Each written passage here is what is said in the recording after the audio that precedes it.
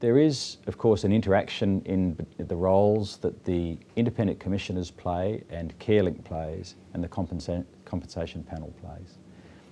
They are largely autonomous in the functions they perform, but there's a necessary communication between the three.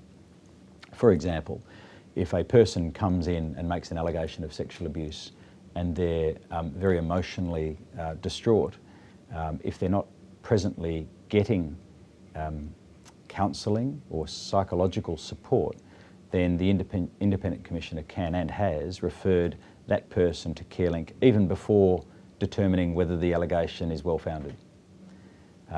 So there'll be the need to communicate with Carelink and say, I'm sending down this person to see you, and that can happen almost immediately. Typically it's by telephone or email.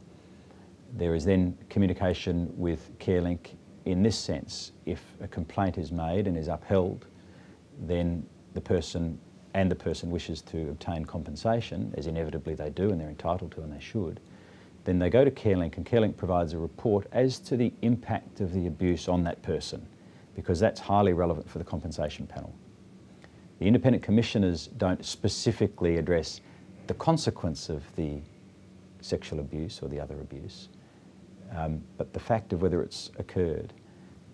Carelink address that, and so the report of the independent commissioner upholding a complaint goes to Carelink. Carelink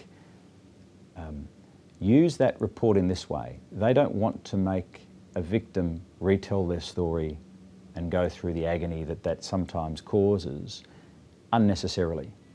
And so if they can take the commissioner's report, read all about what the facts are, they can just move on to trying to help the person deal with where they're at and the consequences of the abuse. So that level of communication is very important. Carelink will then provide their report back to the Commissioner and to the Compensation Panel.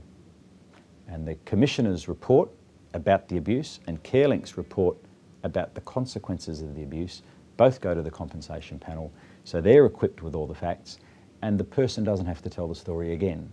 By the time they're at the Compensation Panel, the Melbourne Response has already determined that they are a victim of sexual abuse and has determined the nature and extent of the impact on them, on their schooling, on their life, on their adolescence, on their adult relationships, on their ability to work, and all these things have been so terribly affected by sexual abuse over the years.